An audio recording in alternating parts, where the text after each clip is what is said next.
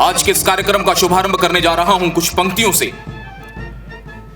है समय नदी की बाढ़ कि जिसमें सब बह जाया करते हैं, है समय बड़ा तूफान प्रबल पर्वत तक झुक जाया करते हैं।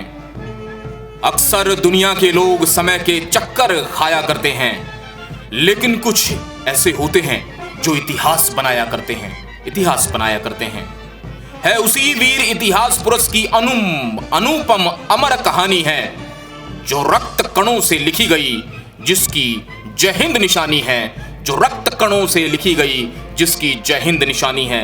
आज उसी इतिहास पुरुष का स्मरण करते हुए, इतिहास की उस घटना, उस तारीख का विस्मरण करते हुए, जब अखंड भारत के राष्ट्रपिता, अखंड भारत के प्रथम प्रधानमंत्री, इतिहास पुरुष, स्वदेश चरित्र, प्रचंड राष्ट्रभक्त नेताजी सुभाष चंद्र बोस ने हिंदुस्तान की पावन भूमि, पवित्र भूमि, गौरवशाली भूमि पर हमारी अस्मिता, पहचान और प्रतीक के राष्ट्र ध्वज को फहराकर ब्रिटानिया हुकूमत की जड़ों को हिलाकर रख दिया था।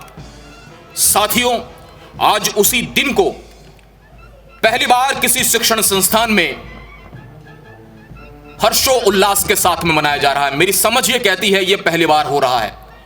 मेरठ की क्रांति धरा, जहां 1857 के क्रांति के लिए प्रख्यात थी, वहीं सुभारती विश्वविद्यालय का यह प्रांगण उस वस्तुनिष्ठ इतिहास को जन जन तक, देश तक पहुंचाने की क्रांति का सूत्रपात कर रहा है। और इस क्रांति में आज की इस तारीख पर चर्चा और परिचर्चा और साथ में हर्षोल्लास के साथ में गीत और संगीत के साथ में इस दिन को मनाया जाएगा। मैं आप सभी की तरफ से आज के मुख्य अतिथि, आज की विशिष्ट अतिथि और सभी डीन, डायरेक्टर्स, सभी प्रिंसिपल्स, सभी विद्यार्थियों और शिक्षकों का जोरदार स्वागत करता हूं। जोरदार ताली के साथ में स्वागत जरूर कर दीजिए। पोष की सुबह, ठंड में गर्मजोश होना बहुत जरूरी है और आज के इस दिन को और अधिक खास और यादगार बनाने के लिए हमारे बीच में मौजूद हैं हमारे कुलपति ब्रिगेडियर वीपी सिंह साहब। आप सेना पुरुष हैं, वीर पुरुष हैं, ब्रिगेडियर सेनानिवृत्त हैं। हमारा सौभाग्य कि आप हमारे बीच में हैं। हमारे बीच में गौरवशाली उपस्थिति है, युवा आदर्श, गतिशील व्यक्तित्व, हमारी मुख्य कार्यकारी अधिकारी डॉक्टर शैला राज जी। विशिष्ट अतिथि के तौर पर आपका बहुत बहुत स्वागत। गतिशील व्यक्तित्व के तौर पर हमारे बीच में हमारे पूर्व वीसी साहब मौजूद हैं, आपका बहुत बहुत स्वागत। कर्मशील तमाम डीन, डायरेक्टर्स, प्रिंसिपल, एचओडीज, आप सभी का बहुत बहुत स्वागत। कल का भविष्य हमारे विद्यार्थी, आप सभी का बहुत बहुत स्वागत। और विद्यार्थियों को कल का भविष्य और आदर्श चरित्र देने वाले शिक्षकों का, तमाम शिक्षकों का बहुत बहुत स्वागत, अधिकारियों का बहुत बहुत स्वागत। मैं निवेदन करता हूं आज के हमारे मुख्य अतिथि प्रोफेसर ब्रिगेडियर वीपी सिंह साहब का कि वो राष्ट्र ध्वज फहराकर आज के इस कार्यक्रम का आगाज करें और इस क्रम में हमारे साथ में शामिल हों हमारी विशिष्ट अतिथि, मुख्य कार्यकारी अधिकारी डॉक्टर शैला राज जी। आजाद हिंद ध्वज को फहराकर आज के इस कार्यक्रम का शुभारंभ होगा। ध्वज की ओर अग्रसर हमारे कुलपति, मुख्य कार्यकारी अधिकारी डॉक्टर शैला राज जी।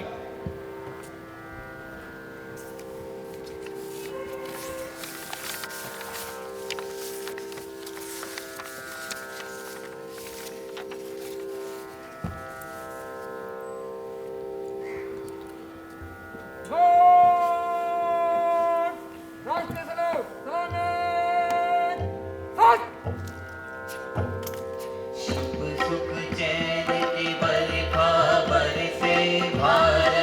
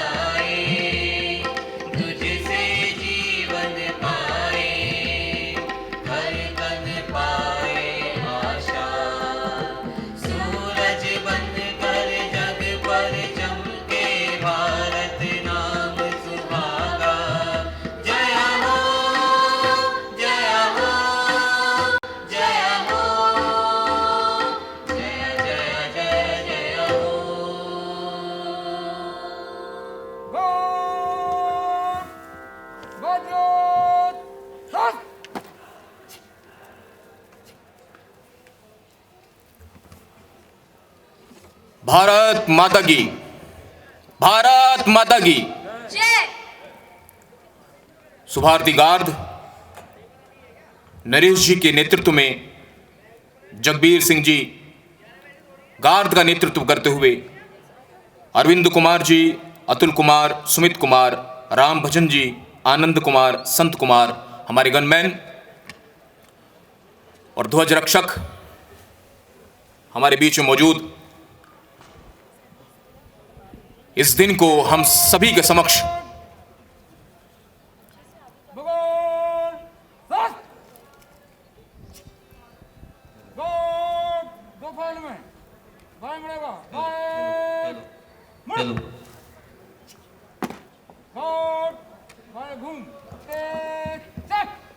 सलामी देते हुए हमारे सुभारती गार्ड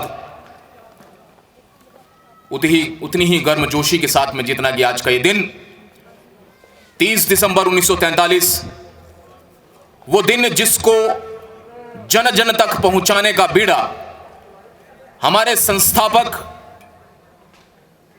डॉक्टर अतुल कृष्ण साहब ने रखा, आज उनका संदेश भी पढ़ा जाएगा। आइए आज के इस कार्यक्रम को आगे बढ़ाने का कार्य कर रहा हूं। जहां आजाद हिंद गान हुआ, अब कुल गान की जरूरत है कि अंधेरे को चीर रोशनी की राह दिखाता चल, मुकाम की तलाश में मुसाफिर की बाह पकड़ चलाता चल, सुभारती निर्माण संकल्प सबको ये बतलाता चल, शिक्षा, सेवा, संस्कार और राष्ट्र का बिगुल हर ओर बजाता चल, दीप तू जलाता चल, दीप तू जलाता चल। आइए आप सभी को जोड़ रहा हूं कुलगीत सुभारती गान के साथ। ललित कला संकाय के छात्र हमारे सम्मुख सुभारती गान।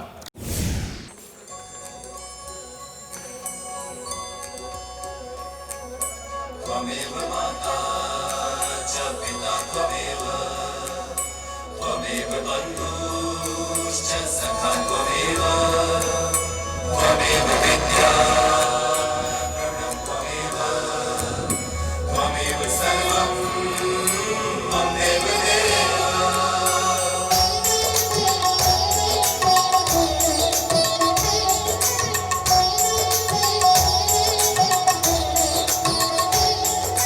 सारे गरे गरे सारे गम पद पद पम पम गम गरे सनि धा ना ना ना ना ना नी नी नी सा धा नी पद म प ग म रे ग सा रे नि सा सा। जहाँ भी अंधेरा हो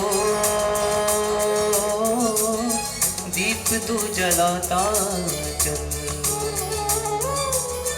रास्ते चमक उठे रोशनी दिखाता चल। जहाँ भी अंधेरा हो दीप तू जलाता चल, रास्ते चमक उठे रोशनी दिखाता चल।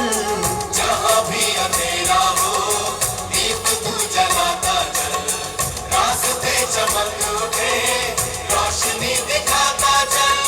जहाँ भी अंधेरा हो।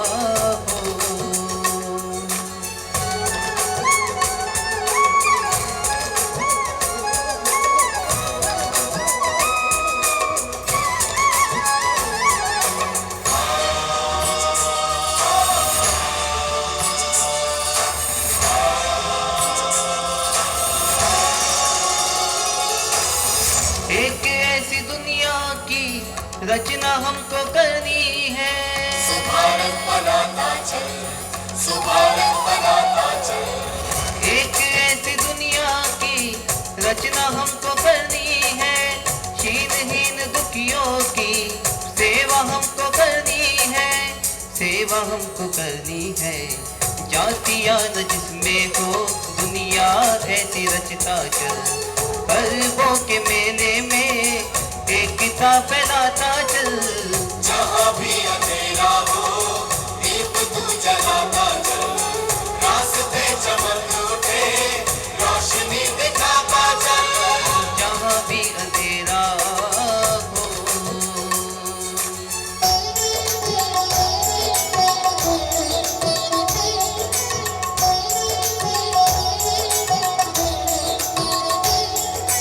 सारे गरे गरे सारे गम पद पद पम पम गम गरे सनि धा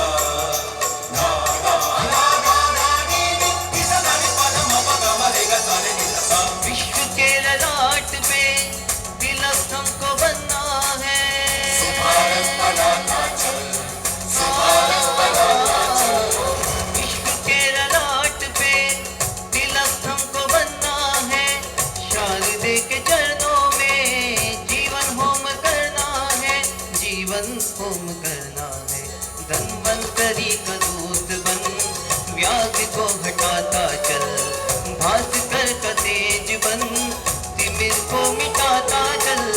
जहाँ भी अंधेरा हो दीप तू जलाता चल। रास्ते चमक उठे रोशनी दिखाता चल। जहाँ भी अंधेरा हो दीप तू जलाता चल। रास्ते चमक उठे रोशनी दिखाता चल। तमस मिटा दे दीप जला दे, तमस मिटा दे दीप जला दे। ओ मेरे साथी रे, ओ मेरे साथी रे, ओ मेरे साथी रे।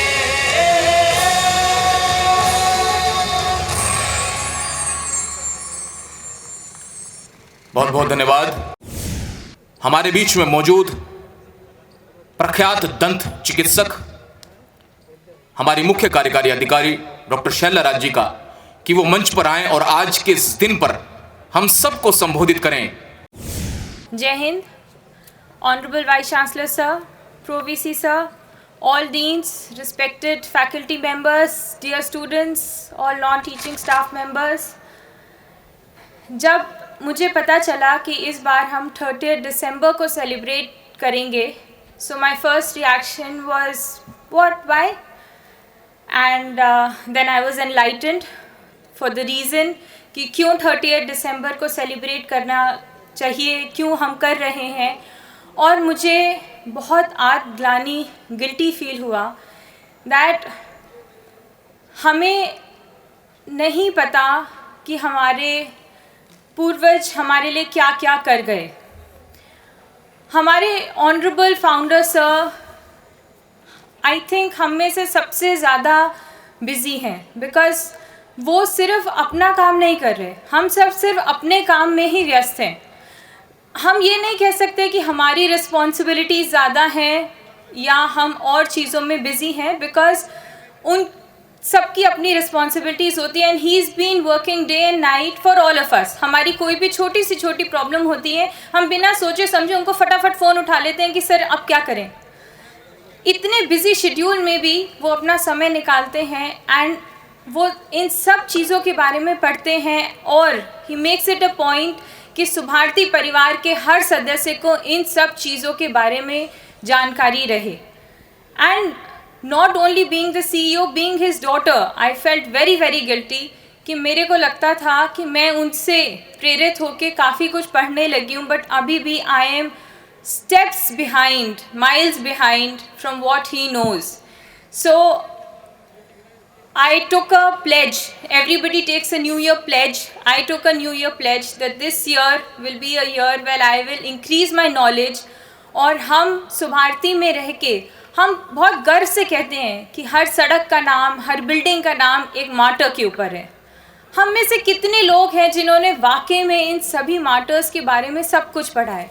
हम में से कितने लोग हैं जो इस तारीख को आज के पहले जानते थे कि 30 दिसंबर को वाकई में क्या हुआ था, अंडमान निकोबार का नाम वाकई में क्या था, क्या सुभाष चंद्र बोस जी ने रखा था।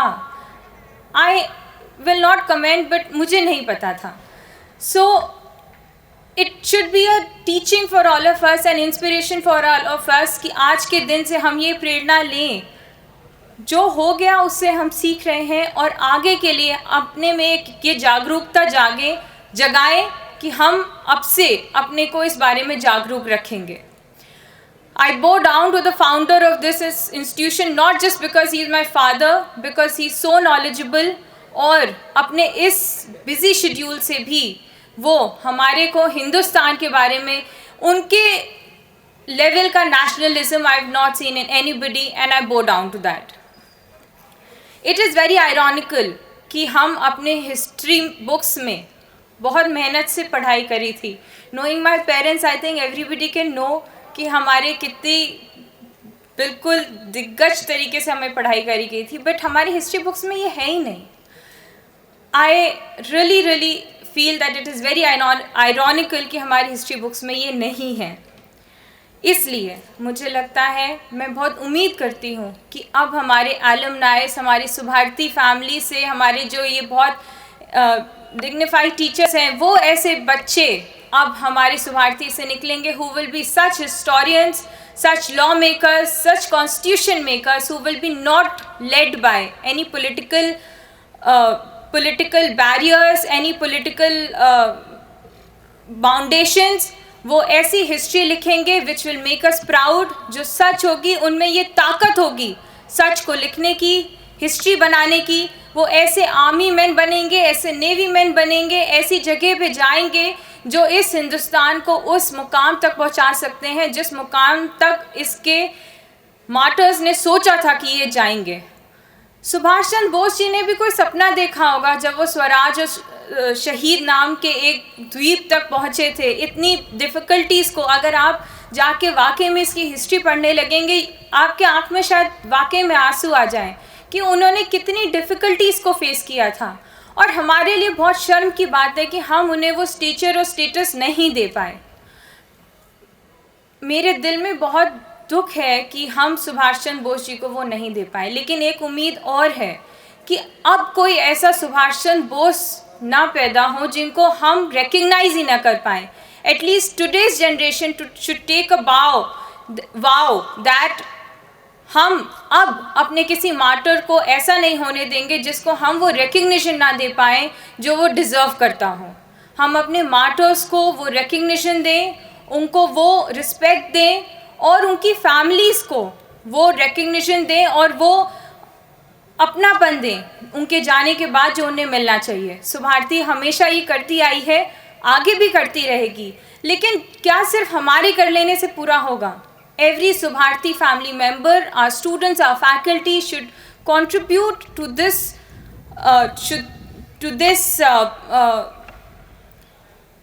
plan of ours कि हम अपने मार्टर्स की फैमिलीज़ को जो अडॉप्ट करने की कोशिश करते हैं, जो उनके चले जाने के बाद उनकी फैमिलीज़ को रिस्पेक्ट देने की कोशिश करते हैं। इसके साथ एक हमारी रिस्पॉन्सिबिलिटी रह जाती है जो हमारी नेशन की तरफ है, हमारी मार्टर्स की फैमिलीज़ के साथ साथ हमारी नेशन की तरफ है। एज आई सेड, जो बीत गया उसे हम नहीं बदल सकते, लेकिन आगे के लिए क्या कर सकते हैं इसे हमें प्लान करना है। क्या हम देश के लिए वो कर रहे हैं जो हमें करना चाहिए? ये एक सवाल है जो हम सबके मन में होना चाहिए, और उसे हम पूरा किस तरीके से कर रहे हैं ये भी। I leave it to you to answer it yourselves. हर आदमी सिर्फ देश के लिए लड़ाई बॉर्डर पे जाके नहीं लड़ सकता। हम सबकी रिस्पॉन्सिबिलिटीज़ होती हैं, फैमिली की तरफ, पेरेंट्स की तरफ। We are all not such fortunate people to be selected in the army and to be able to go and fight there. But क्या as what we are doing here, क्या और कोई कर्म ऐसा नहीं है जो हम देश की तरफ निभा सकते हैं? सिर्फ शायद सड़क साफ रख लेना, गाड़ी के बाहर कूड़ा नहीं फेंकना, वो भी एक ऐसी रिस्पॉन्सिबिलिटी है जिससे हम will be good nation people, जो हम नहीं करते, बच्चों तक को नहीं सिखाते। ऐसी बहुत लंबी लिस्ट है, ठंड में सब बैठे हैं, मैं उसमें नहीं जाऊंगी। But yes, I do want that हम सब इस बारे में सोचें और इसको करें। Towards the women of a country, क्या हम बहुत सारे अब फेसबुक पे वीडियोस आते हैं, सड़क पे कोई लड़की को छेड़ रहे हैं और 4 लड़के आते हैं, हीरो बनते हैं और उसको बचा लेते हैं। बट क्या एक्चुअल लाइफ में ऐसा होता है? क्या हमें घेरा बना के खड़े हो जाते हैं? हम सबको अपने अंदर ये जागरूकता जगानी पड़ेगी, और औरतों को भी ये जगानी पड़ेगी कि हम अपने जेब में एक चाकू, एक पेपर स्प्रे रखने की हिम्मत रखें। अगर आप अपने आप को नहीं बचा सकते, then don't expect others to protect you also. हम किसी और पे डिपेंडेंट रह के अपना जीवन नहीं काट सकते। ये हमें अपने आप को समझाना पड़ेगा और जगाना पड़ेगा। लास्टली, मेरा वीसी सर से एक रिक्वेस्ट है कि अब से जितने भी यूनि मेंटर्स फेस्ट मने, उसके अंदर एक क्विज कंपटीशन ऐड कर दिया जाए, जिसमें हर सुभारती इंफ्रास्ट्रक्चर में जितने भी नाम इंक्लूड हुए हैं उन सब के ऊपर एक क्विज कंपटीशन हो, जस्ट टू आस्क। अगर सर मैं यहाँ पे खड़े हुए किसी भी 5 लोगों से भी नाम पूछ लूँ कि इस बिल्डिंग का नाम क्या है, इस सड़क का नाम क्या है, I don't think anybody will be, even I think the PPT department जो ये नाम पेंट कराता है बोर्ड्स पे, वो भी आंसर नहीं कर पाएगा। So that's really sad. I remember a time जब जिस फ्लैट में मैं रहती हूँ उसको भी वाइब एक्स ब्लॉक कहा जाता था। अब फाइनली सब लोगों को पता है कि श्रद्धानंद भवन कौन सा है, महावीर भवन कौन सा है, लेकिन क्या किसी को पता है अवंतीबाई रोड कौन सी है? नहीं पता। तो तब पता होगा। So I really request you to add a quiz competition in the uni mentors fest. When कोई उसके पीछे एक बूस्ट होगा तो सब लोग को याद होगा, and it will be a very good start so that everybody knows our martyrs, the main purpose कि सबका नाम किसी मार्टर पे रखा गया था कि सबको इस बात की जानकारी हो। फिर से सुभाष चंद्र बोस जी को मेरा नमन, और हमारे फाउंडर को भी कि उन्होंने इस इनिशिएटिव को लिया जिससे हमारे को इन सब चीज़ों की जानकारी हुई उनके माध्यम से। जय हिंद, जय भारत। हृदय की समस्त गहराइयों से आपका बहुत बहुत स्वागत। आप सहज भाव और हृदय की बात के लिए जानी जाती हैं, वही बात आपने आज पुनः मंच से स्थापित की है। छोटी छोटी बात जो जिंदगी में बहुत अहम है उनको प्रतिस्थापित किया है। आपने उन तमाम पीड़ाओं को भी उकेरा है जो देश की भी है और एक व्यक्तित्व की भी है।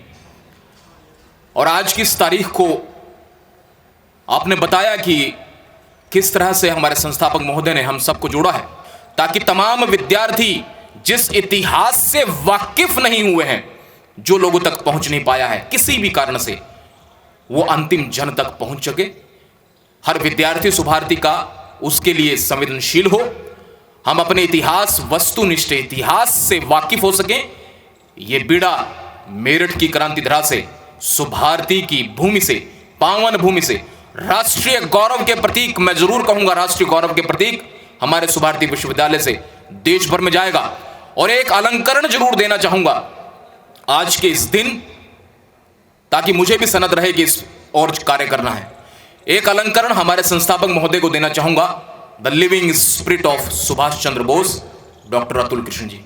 The living spirit of Subhash Chandra Bose हमारे बीच में आज वो यहाँ नहीं हैं, दूसरे कार्यों में व्यस्त हैं, लेकिन उनका संदेश मेरे तक पहुंच चुका है। विश्व हमारे कुलपति महोदय के मार्फत उन्हें आप तक पहुंचाया जाएगा।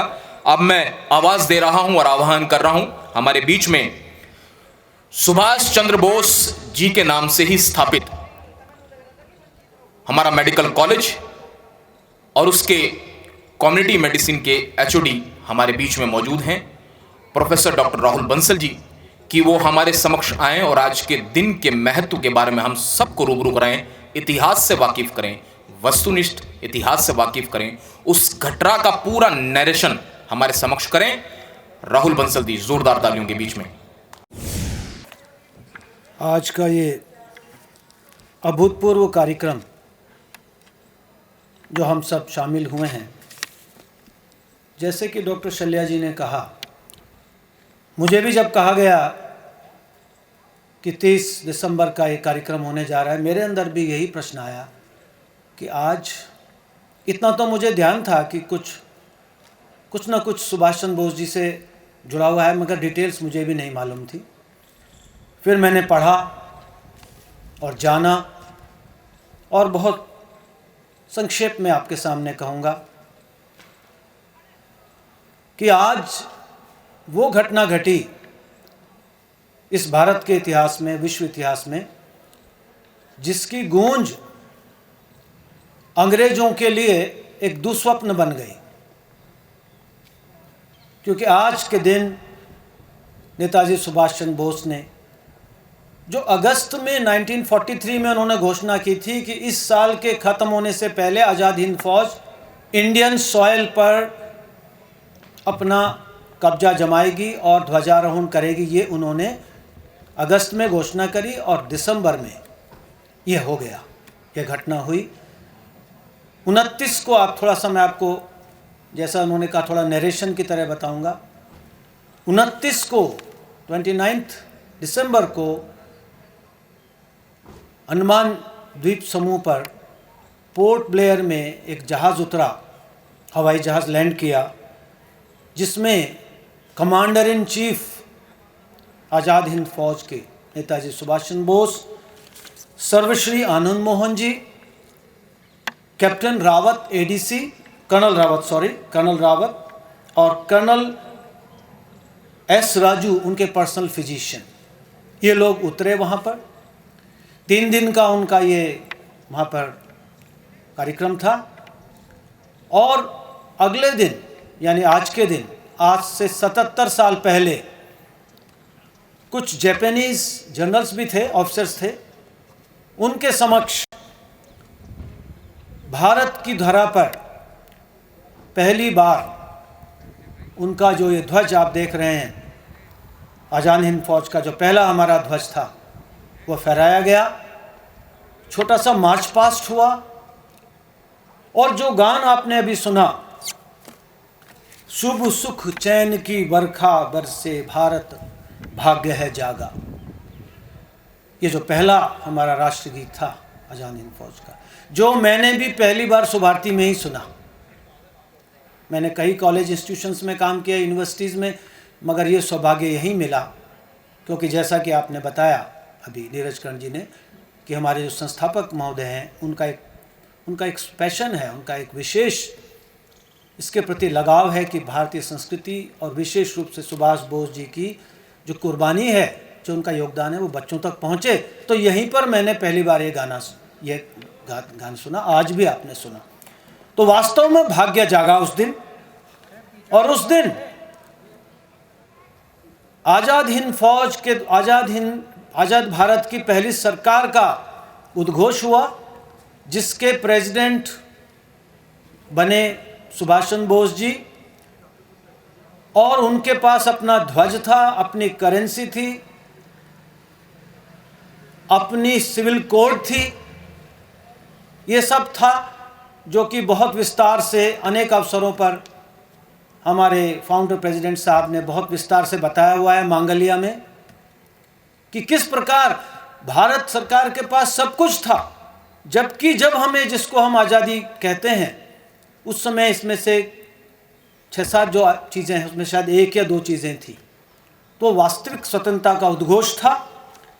और ये देखिए आप, जिस समय अंग्रेजों का वर्चस्व था पूरे संसार में, उनके राज्य में सूरज नहीं डूबता था, उस सरकार से उन्होंने वो आइलैंड्स उन्होंने लिए जापानियों के मदद से और उनको रीनेम किया।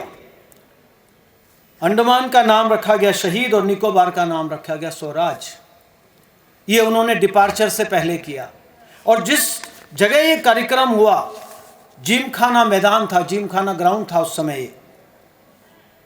पोर्ट ब्लेयर में, आज उसका नाम है नेताजी स्टेडियम, पोर्ट ब्लेयर, वो जगह है वहाँ पर। 18 गवर्नमेंट्स ने रिकॉग्निशन दी।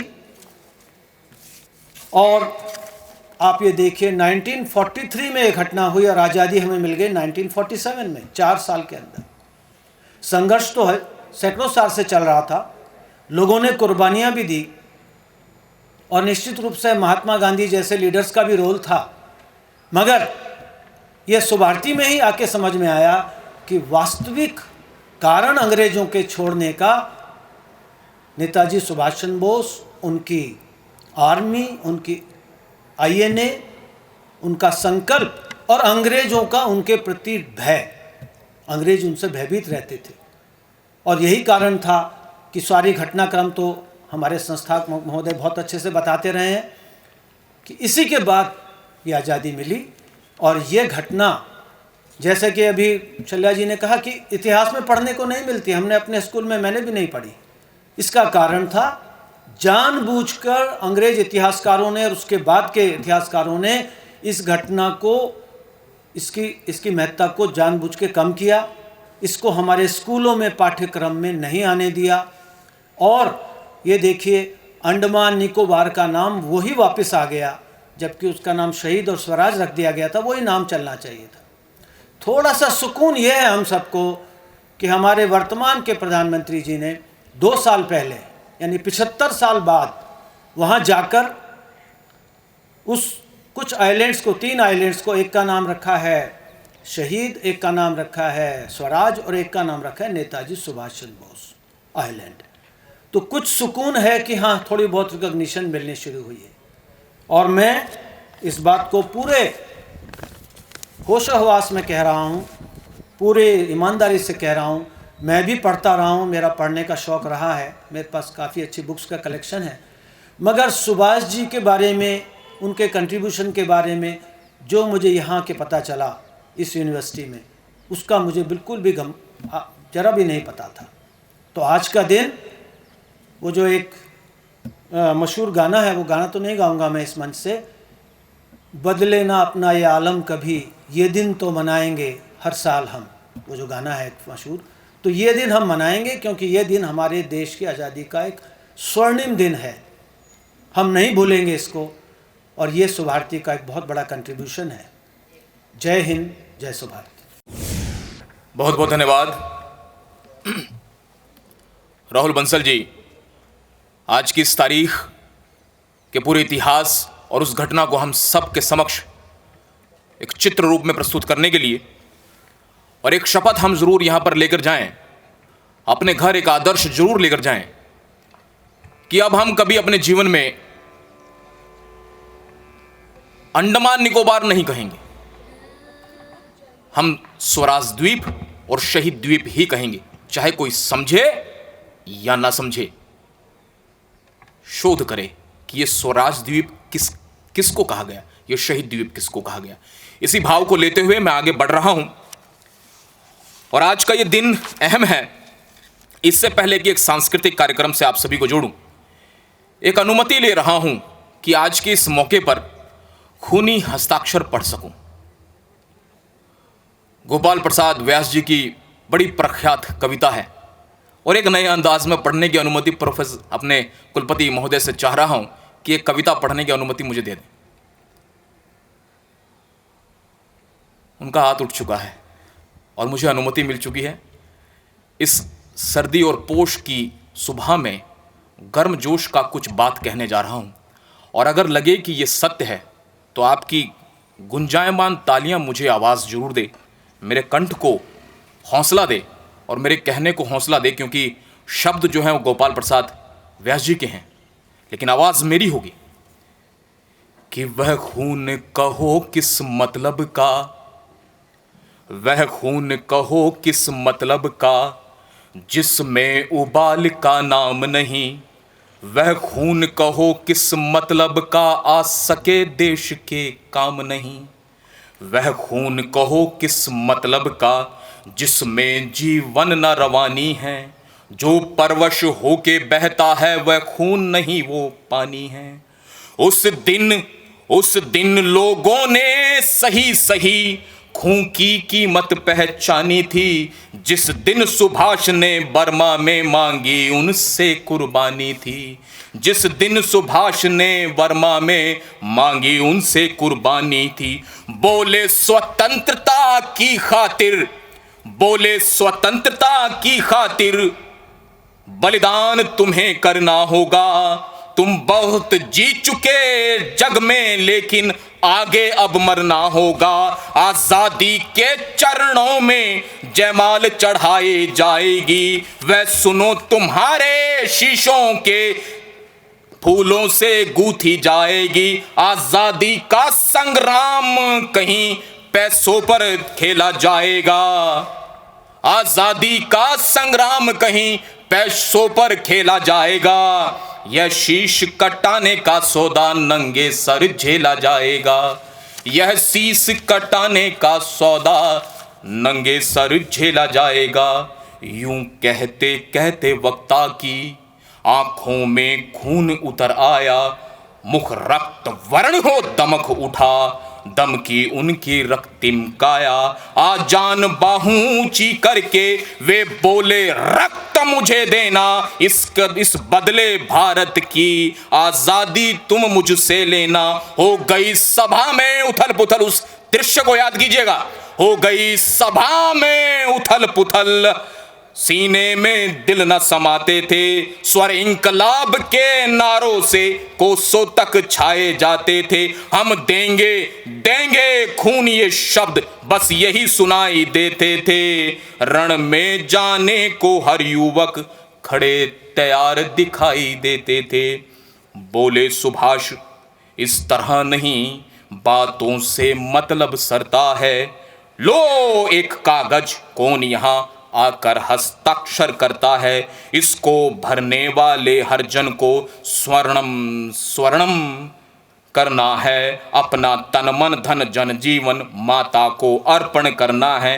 पर साधारण पत्र नहीं, आजादी का परवाना है। इस पर तुमको अपने तन मन का कुछ उज्जवल रक्त गिराना है। सारी जनता ऊंकार उठी, हम आते हैं, हम आते हैं। माता के चरणों में यह लो, हम अपना रक्त चढ़ाते हैं। साहस से बढ़े युवक उस दिन, साहस से बढ़े युवक उस दिन, बढ़ते ही आते जाते थे। चाकू छुरी कटारियों से अपना रक्त गिराए जाते थे। फिर उस रक्त की स्याही से वे अपनी कलम डुबाते थे। आजादी के परवाने पर हस्ताक्षर करते जाते थे। उस दिन तारों ने देखा था अंतिम छंद, उस दिन तारों ने देखा था हिंदुस्तानी विश्वास नया। जब लिखा महारणवीरों ने खून से अपना इतिहास नया। जब लिखा महारणवीरों ने खून से अपना इतिहास नया।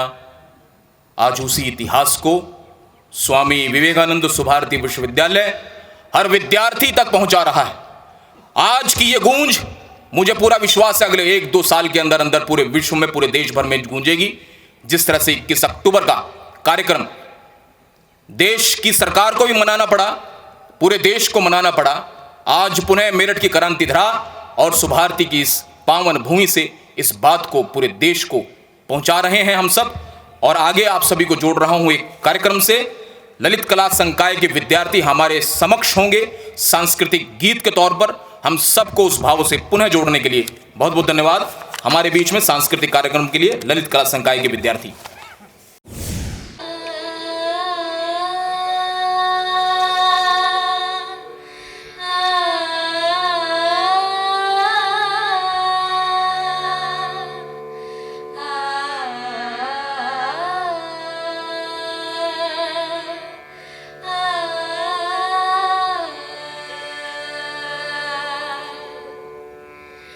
अगर हम नहीं देश के काम आए, धरा क्या कहेगी, गगन क्या कहेगा।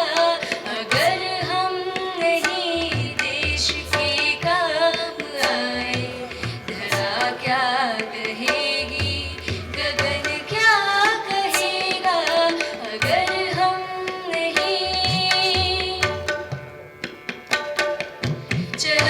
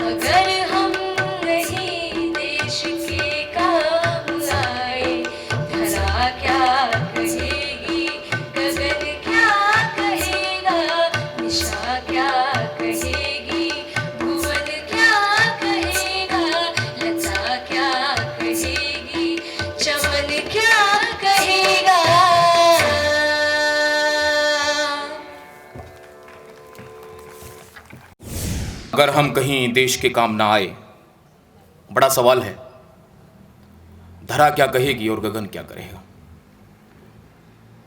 क्षितिजल पावक गगन समीरा, पांच तत्व से बना शरीरा। पांचों तत्व देश के हैं। किसी को यह लगे कि पांचों तत्व हमने खुद बनाए थे तो यह भ्रम है। पांचों तत्व देश के हैं, देश के काम आए।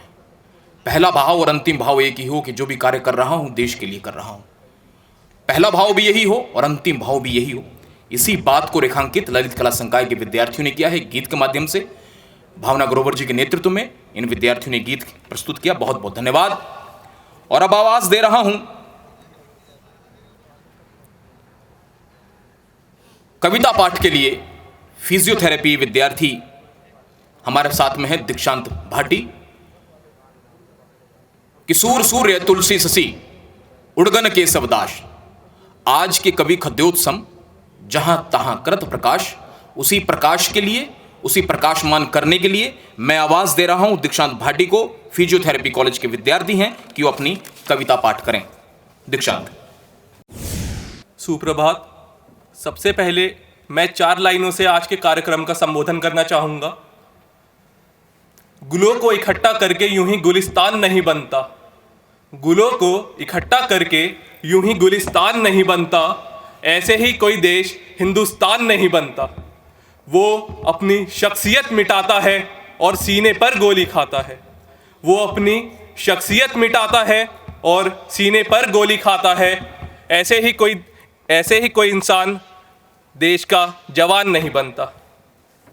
और आखिरी 2 पंक्तियां हैं, अगर आप लोगों को अच्छी लगें तो तालियों से इसका सम्मान कीजिएगा कि क्रांति धरा के लिए शहीद तो बहुत से लोग हुए हैं।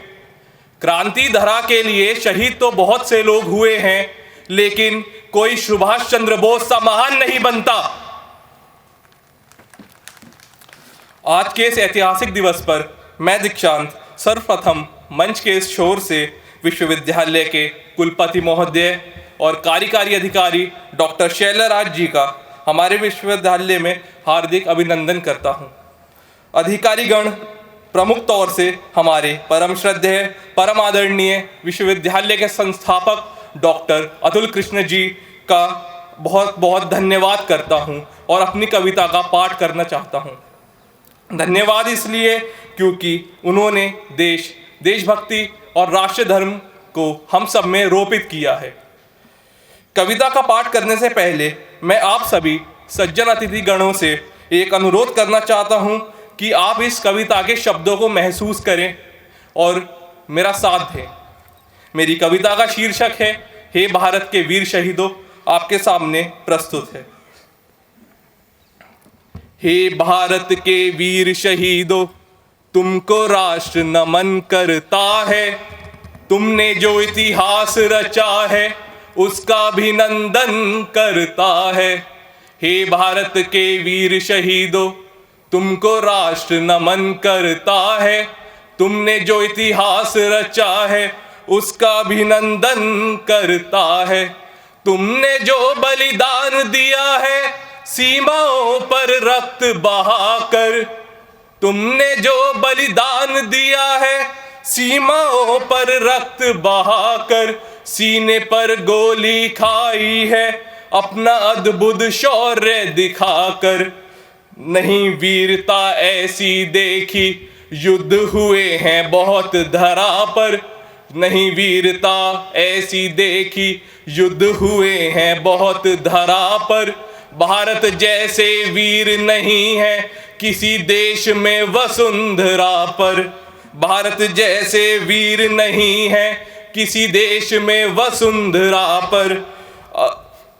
अमर रहेगा शौर्य तुम्हारा जब तक गंगा में पानी है। यश गाथा गूंजेगी घर घर जब तक धरती पर प्राणी है। अमर रहेगा शौर्य तुम्हारा जब तक धरती पर प्राणी है। यश गाथा गूंजेगी घर घर जब तक गंगा में पानी है। राष्ट्र हुआ कृतज्ञ तुम्हारा, तुमने गौरव मान बढ़ाया। मातृभूमि की बलिवेदी पर हंसकर अपना शीश चढ़ाया। मातृभूमि की बलिवेदी पर हंसकर अपना शीश चढ़ाया। चिता जली है जहां तुम्हारी, वर्षा पुष्प गगन करता है। हे भारत के वीर शहीदों, तुमको राष्ट्र नमन करता है। सीमा की ऊंची चोटी तक अडिग तिरंगा फहराया है। दुश्मन को उसकी सीमा तक मार मार कर पहुंचाया है। सीमा की ऊंची चोटी तक अडिग तिरंगा फहराया है। दुश्मन को उसकी सीमा तक मार मार कर पहुंचाया है। नहीं वीरता ऐसी देखी, युद्ध हुए हैं बहुत धरा पर। भारत जैसे वीर नहीं है किसी देश की वसुंधरा पर। और लास्ट की 2 लाइन है, मैं चाहता हूं आप मेरे साथ इसे गाएं कि शौर्य पताका लिए तुम्हारा सौरभ विश्व भ्रमण करता है। हे भारत के वीर शहीदों, तुमको राष्ट्र नमन करता है। हे भारत के वीर शहीदों, तुमको राष्ट्र नमन करता है।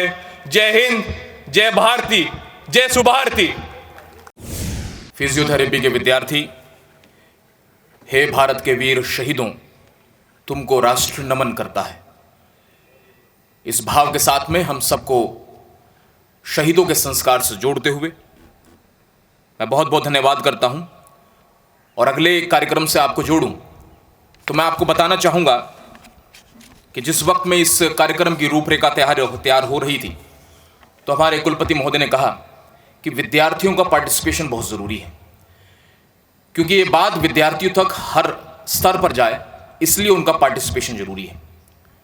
तो ऐसे ही इसी भाव को ध्यान में रखते हुए एक विद्यार्थी जो फिजियोथेरेपी कॉलेज से ही हैं हमारे समक्ष आ रहे हैं आज के दिन का संबोधन देने के लिए। विद्यार्थियों के नज़रिए से मैं उसी भाव को जो कुलपति महोदय ने हमें कहा था उसी भाव को रेखांकित करते हुए, प्रतिस्थापित करते हुए आवाज़ दे रहा हूं हमारे बीच में मनदीप यादव, जो एक विद्यार्थी हैं, इस दिवस पर विद्यार्थी संबोधन के लिए। Mandeep Yadav.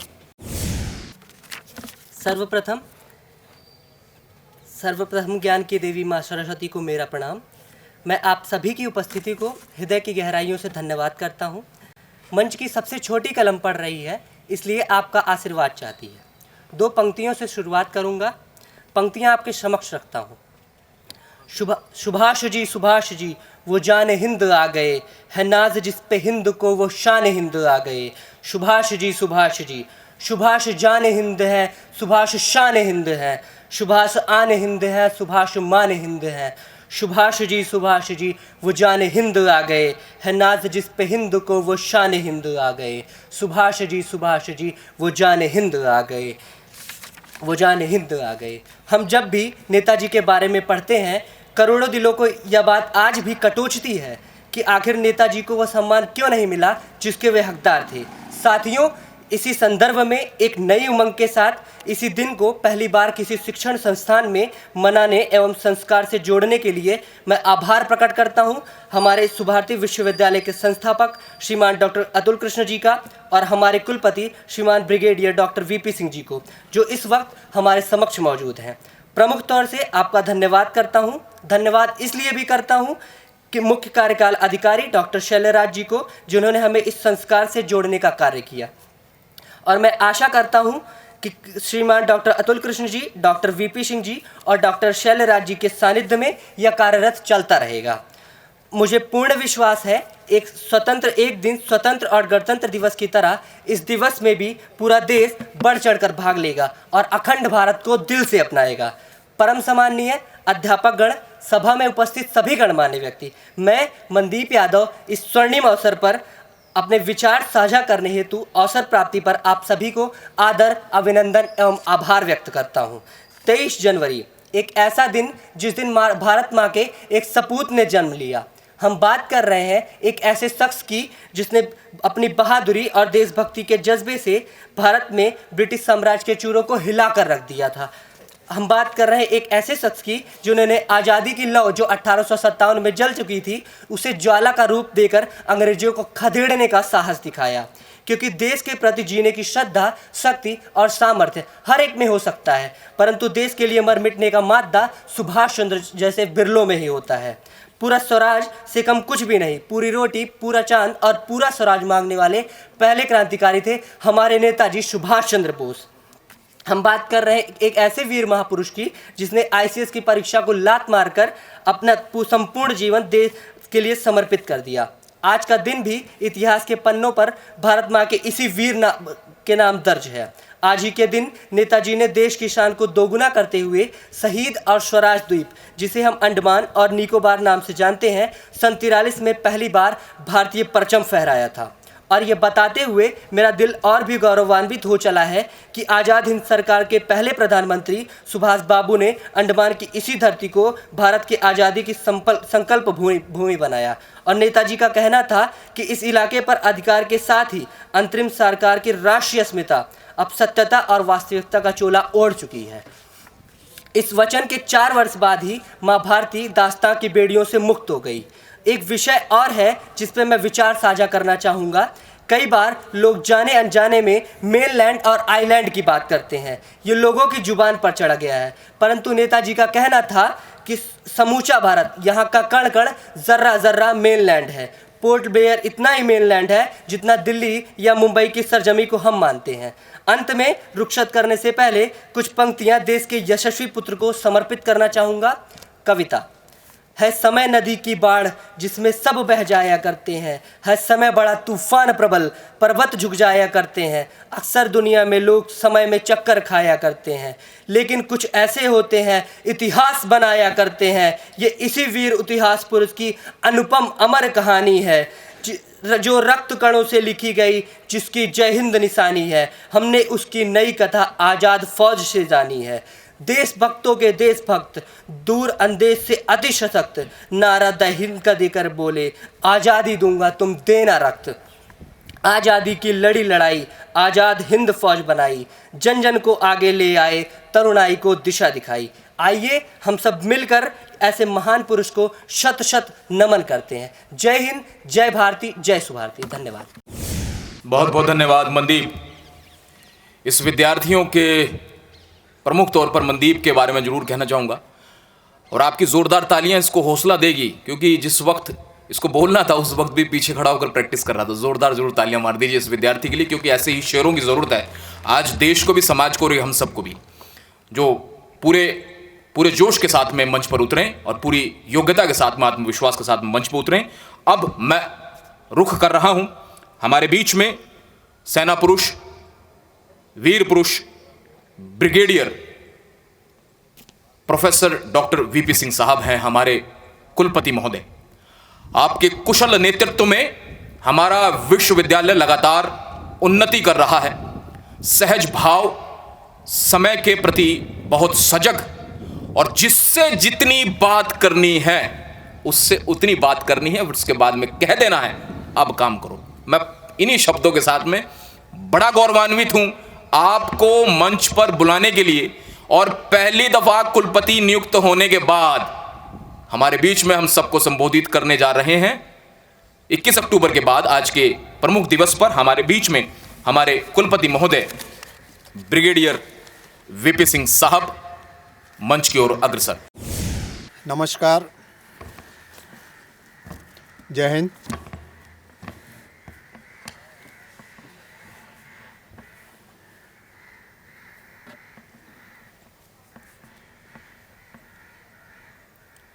Our dear deans, principals, head of the departments, some of the faculty members,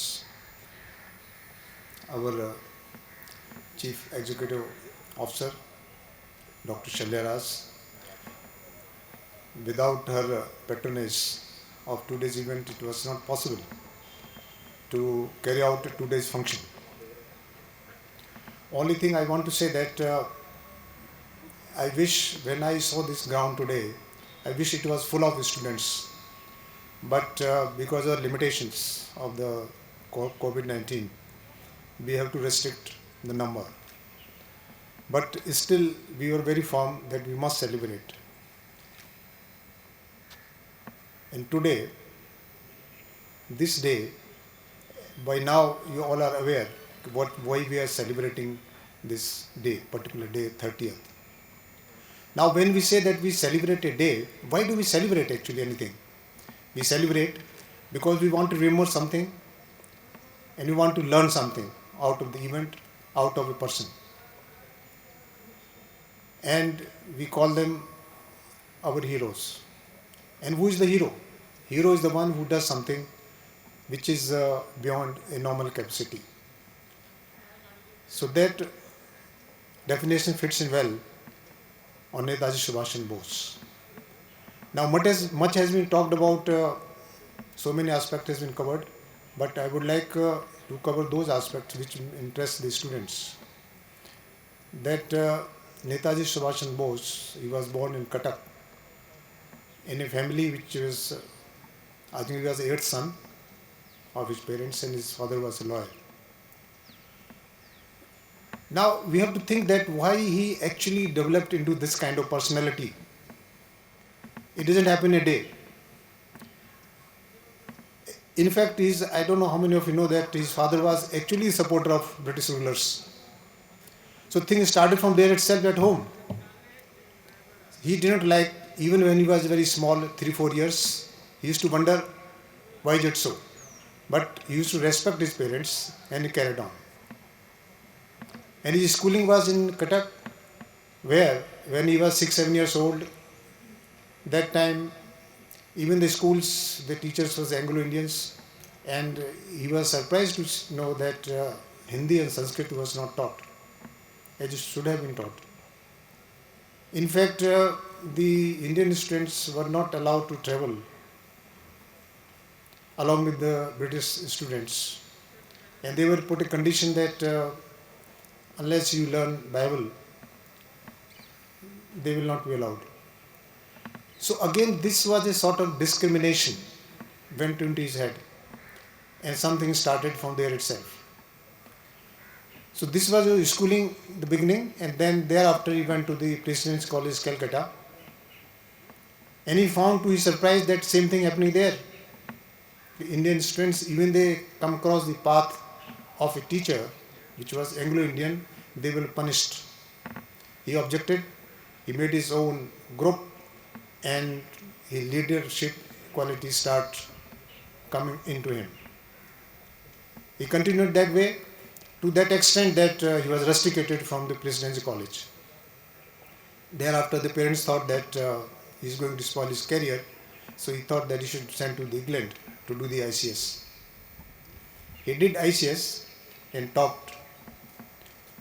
But then he realized, and he was offered a good appointment by British rulers, he refused. Now we usually think that why did he refuse? Because he knew that what British rulers wanted, that once he goes to that post, then he will get involved in making money and all those things. But his objects were different. And then he came to India, leaving behind all that, and then his journey in the politics started. And then the rest of the history, you know that he became President of Congress, and in the second occasion, again he was elected, won the election of the President Congress by one vote against the candidature of Mahatma Gandhi. And Mahatma Gandhi did not like it, and he said that his candidate defeat is his defeat. This jolted the Netaji Subhash Chandra Bose, and he resigned. And then he discussed the matter with Mahatma Gandhi and said that I think the way of working is different, we must depart. And he was not convinced with the ideology of Mahatma Gandhi, that you know. Then he continued all the things, and then he was sick, and then he was house arrest, and because the people, they knew that if he continued like this, he will be more popular, or he was emerging leader, so he was put even in the house arrest, he was sick, and that is the time when in the disguise of Pathan, he left country, reached Kabul, reached Arsha, met Stalin, and asked for the help. Stalin refused. He said, even I help you that, he said, I don't think that Indians can manage their own affairs. And then he went to Germany, met Hitler. Hitler did not support that much, but indirect support was there. And it was actually when he reached to Japan, he got the full support. And no wonder that he laid the foundation of Indian-Japan relationship. Even today, the India and Japan is very good, friendly countries. And thereafter, there is history that all you know that then Singapore, government in exile, and then he landed in Andaman Nicobar. But though it has been discussed, but what we actually, people don't get convinced many times that possibly it was, may not be 100% effort that the British, they have to leave the country. The reason for leaving the country was, though that point of time, when by the time the INA reached Kohima, the conditions were quite bad, and half of the INA soldiers, they died because of disease. It was raining, very bad weather, food supplies were the problem, and that is the time when Hitler lost the battle, and Japan was bombed with the atomic bomb.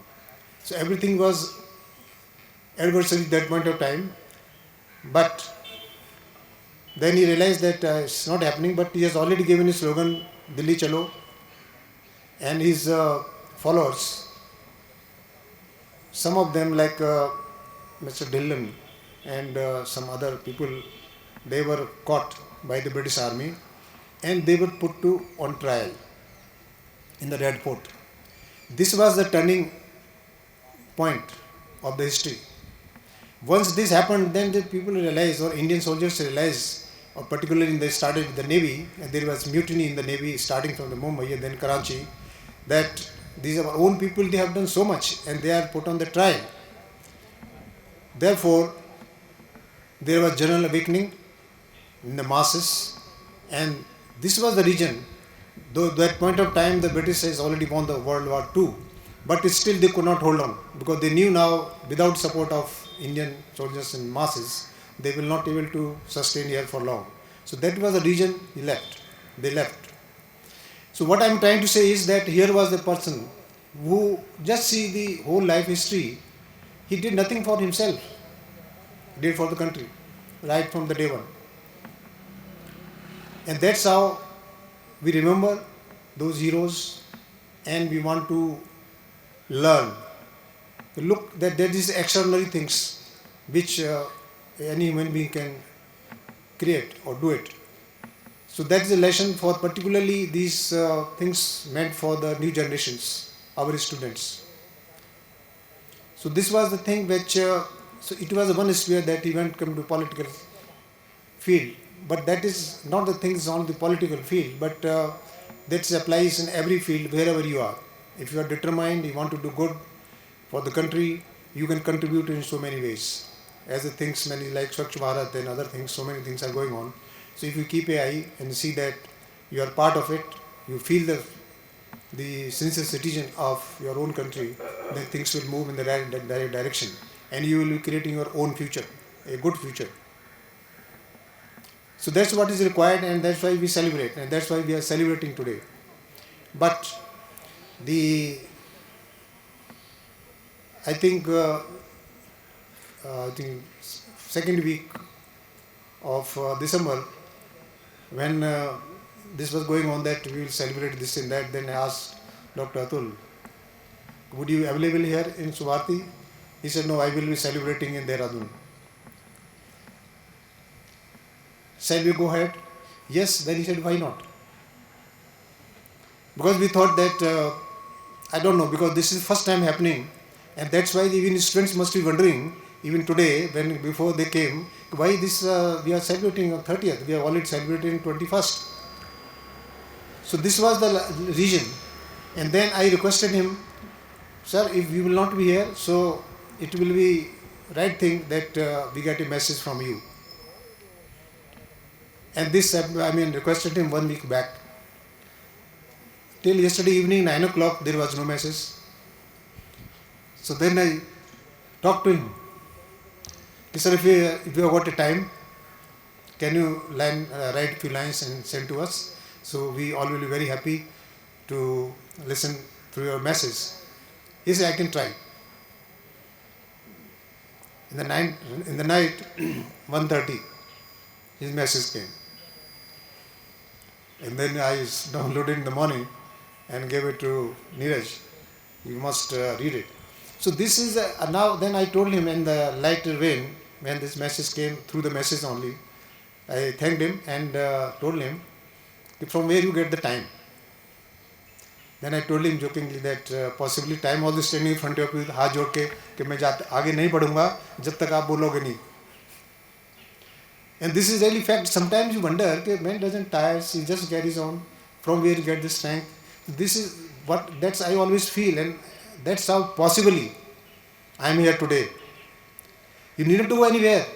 Your inspiration source is here itself. Just look at your boss.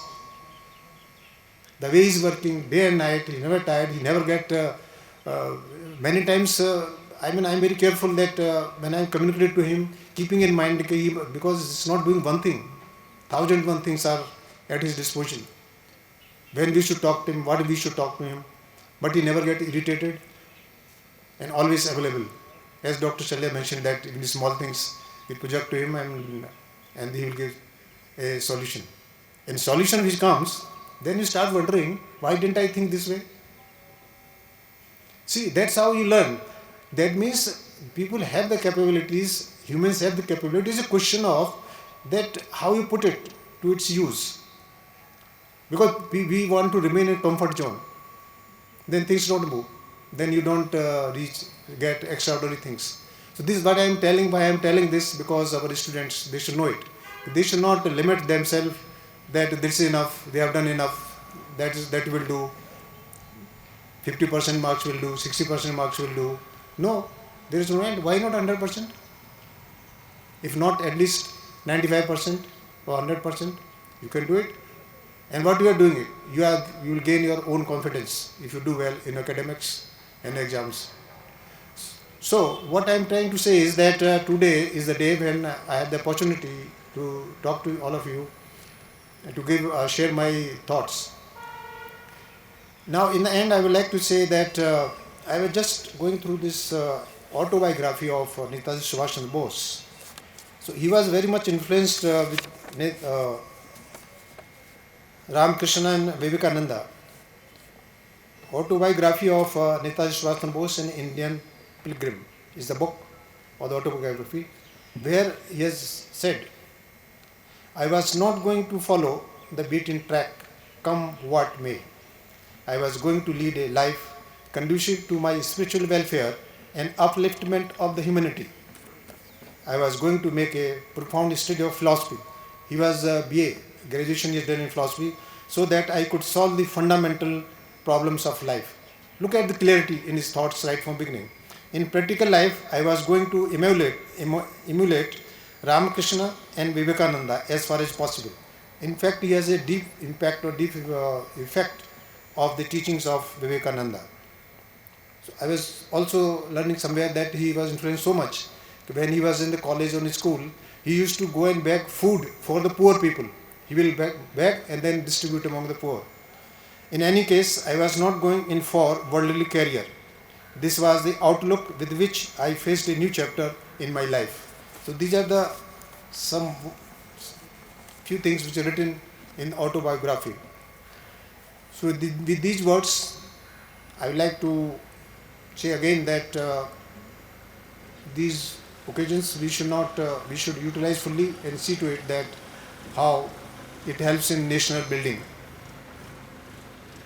So thank you very much all of you, and it is quite cold, but still I am happy to see this, and that was reminding me when I was posted in Leh and Kargil, where you find that snow in front of your room when you come out, and when the temperature goes down -20, -30, and the Fauji's actually as usual they become, now you must be wondering today like Siachen and other places, the borders, our soldiers must be there, they must be there, but this is written for them because it is a mental makeup that comes by its own. They are fearless, whether it is weather conditions or facing the bullets of the enemy. So those things automatically come. So that is only come, you have to prepare yourself. That's what Netaji Subhash Chandra Bose, that things engraved in him right from beginning. He just allowed to grow them in him and sacrificed his life. So he is really a national hero, unfortunately unsung hero, but we should strive or try hard that he get the place in the history as he should. Thank you very much. जय हिंद, जय सुभाष। हमारे परम श्रद्धेय कुलपति जिन्होंने 30 तारीख से प्रारंभ कर आईएनए के महत्व, जापान की भूमिका, हिटलर की भूमिका, दिल्ली चलो, रेड फोर्ट के ट्रायल, जागरूकता जो फैली आम जन में, उन तमाम की बात की और ये भी कहा कि नई पीढ़ी तक इस बात को पहुंचाने की आवश्यकता है। स्कॉलरली कैसे बोला जाता है, हमारे कुलपति महोदय उसके एक उदाहरण हैं। और जिस संदेश की बात आपने की अपने संबोधन में, हमारे संस्थापक डॉक्टर अतुल कृष्ण साहब का वो संदेश आप सबके सम्मुख बड़ी भावपूर्ण तरीके से प्रस्तुत कर रहा हूं। जितनी बातें सुबह से लेकर अभी तक हुई हैं, उसमें और ज्यादा सटीक बात क्या हो सकती है इस संदेश में है।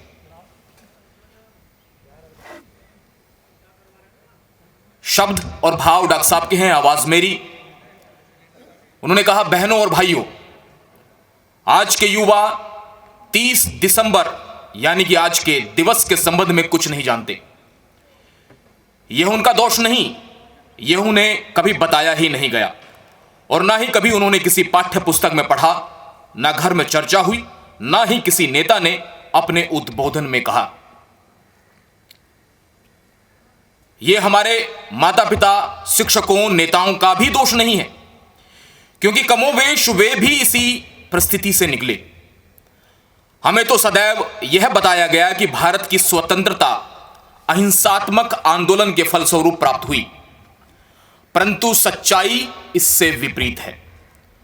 भारत को आजादी दिलाने में अहिंसात्मक आंदोलन के योगदान को मैं नहीं नकारता, परंतु मुख्य योगदान हमारे असंख्य वीरों द्वारा दी गई कुर्बानियों का था।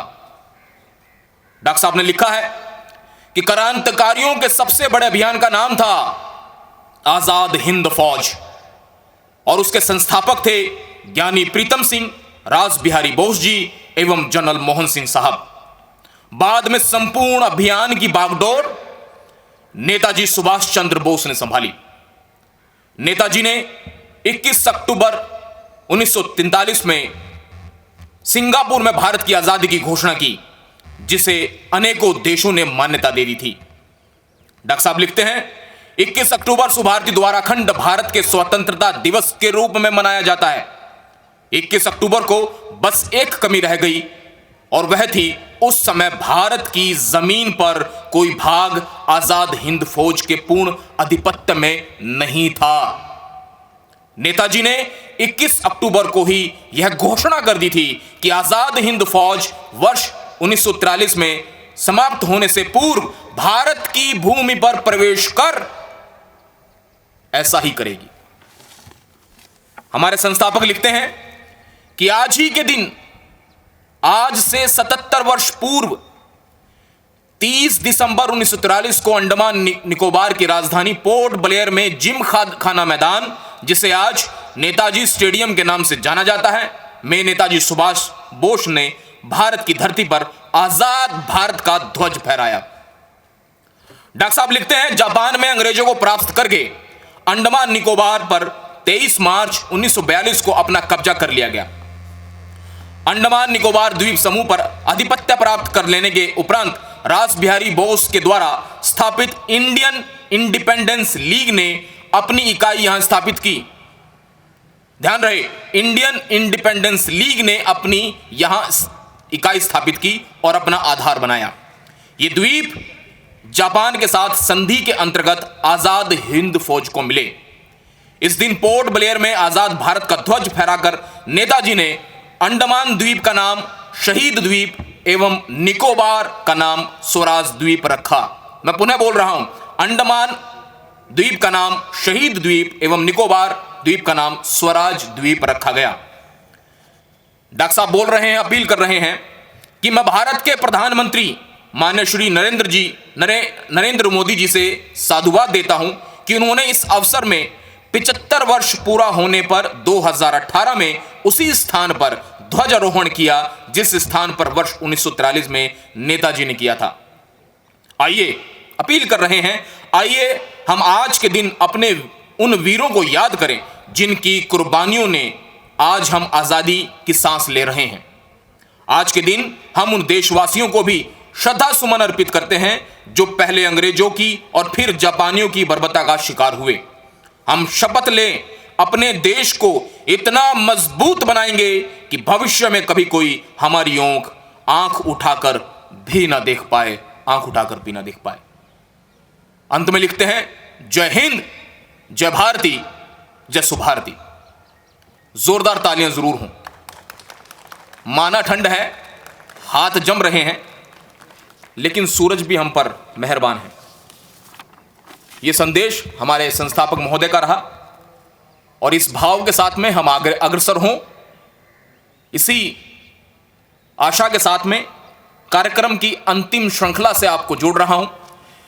जिस सुंदर व्यवस्था को हम लोग यहां पर आस्वादन कर रहे हैं, जो पिछले 2 दिन से इस सुंदर व्यवस्था में हमारी मदद कर रहे थे, मैं उनको आह्वान कर रहा हूं मंच पर। इस सुंदर परिसर के dean director doctor Manoj Kapil ji मंच पर आएं और धन्यवाद ज्ञापित करें। डॉक्टर मनोज।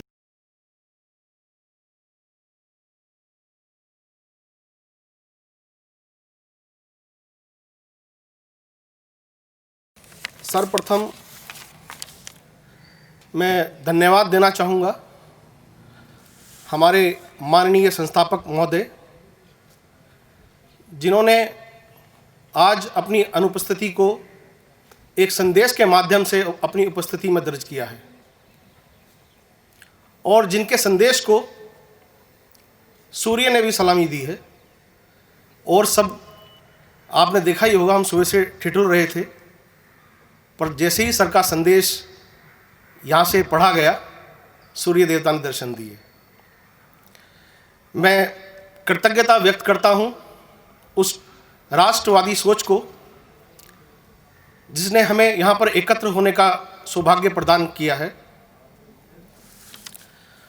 आज के आयोजन के मुख्य अतिथि माननीय कुलपति महोदय,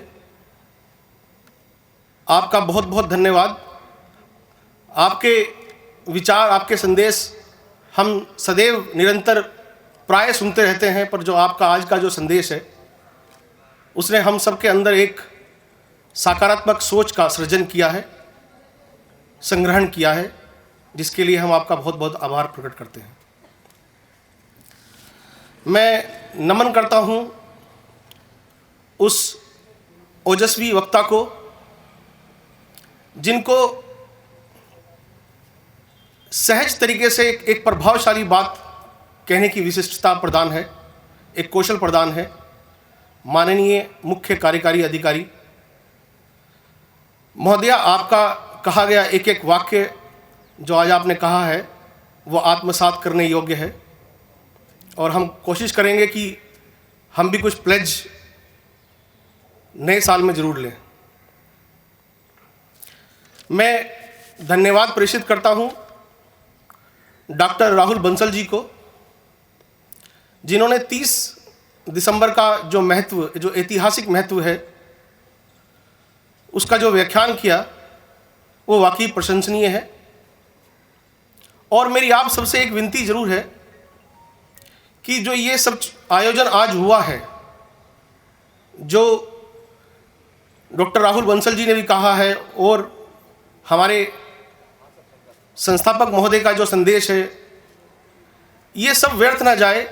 इन सबको हम संग्रहित करके अपने घर पर ले जाएं, अपने परिवार में, अपने मित्रों में, अपने घर में छोटे बच्चों को इन सबको अग्रसारित करें, इन सबका वहाँ पर वर्णन करें और एक अलग जगह हमारे समाज में ये चीज़ें आगे बढ़ें। यही सब चीज़ें यहाँ न रुक जाएं।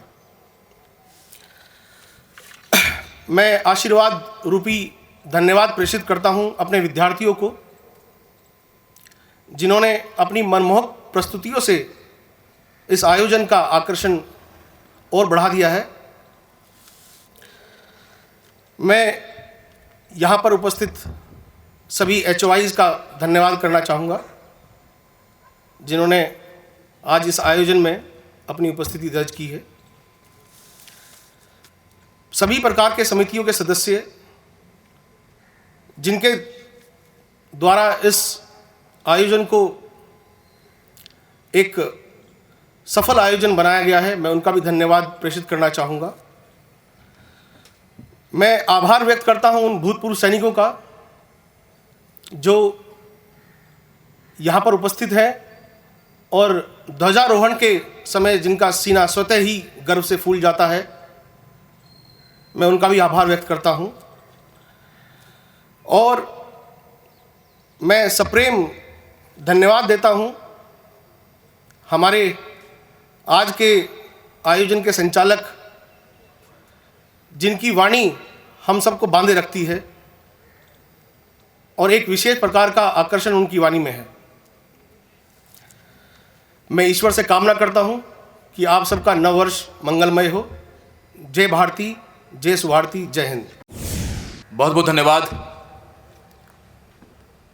डॉक्टर मनोज कपिल साहब। और मैं व्यक्तिगत तौर पर और तमाम अधिकारियों की तरफ से आपका बहुत बहुत धन्यवाद करता हूं कि आपने इस सुंदर व्यवस्था का हम सबको आस्वादन कराया। ये कार्यक्रम आपके प्रांगण में, आपके महाविद्यालय के प्रांगण में हो रहा है। पिछले 2-3 दिन से आप लोग, आपकी पूरी टीम इस कार्य को संपादित करने के लिए लगी हुई है, क्रियान्वित करने के लिए लगी हुई है। मैं आपका बहुत बहुत धन्यवाद ज्ञापित करता हूं और तमाम ज्ञात अज्ञात अधिकारियों का, शिक्षकों का, विद्यार्थियों का, सुरक्षा विभाग का कुल सचिव महोदय का, SD खान साहब का जो हमारे बीच में मौजूद हैं, आप सभी का हृदय से आभार, बहुत बहुत धन्यवाद। जिनका धन्यवाद ज्ञापित कर दिया गया है उनका भी धन्यवाद, जिनका नहीं हो सका है किसी भी कारण से उनका भी धन्यवाद। पत्रकार बंधुओं का धन्यवाद, हमारे बीच में मौजूद तमाम अधिकारियों का धन्यवाद। और अब एक सूचना के साथ में अंतिम वंदे मातरम की श्रृंखला से आपको जोड़ूंगा। आप सभी के लिए सूक्ष्म जलपान की व्यवस्था है। विद्यार्थियों के लिए आप देख रहे होंगे सीधे हाथ पर एक स्टॉल तैयार की गई है। सभी विद्यार्थी वहां जाएंगे और मनोज जी ने सभी को कूपन लाने के लिए कहा था, वो कूपन दिखाएंगे, उसके बाद में आपको जलपान ज़रूर मिल पाएगा। तमाम अधिकारीगण, तमाम VVIP, पीछे हॉल में उनकी व्यवस्था, चाय पान की व्यवस्था की गई है। आप सभी शिक्षक और अधिकारी वहां पर हमारे साथ में जलपान के लिए सादर आमंत्रित हैं। और आप सभी को निवेदन करता हूं कि आप अपने अपने स्थान पर खड़े हो जाएं वंदे मातरम प्रस्तुति के साथ में, ताकि इस कार्यक्रम का समापन किया जा सके, विधिवत समापन किया जा सके। ललित कला के विद्यार्थी हमारे समक्ष वंदे मातरम के साथ।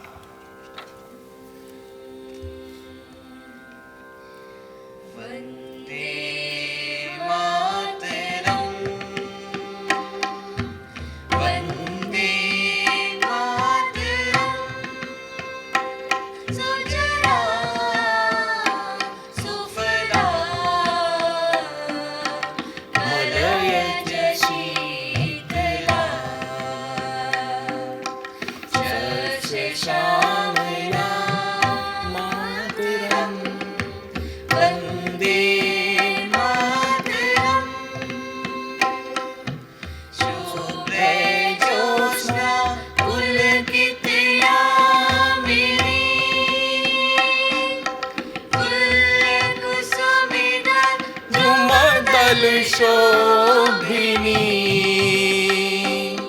सुहासिनी सुमधुर भाषिणी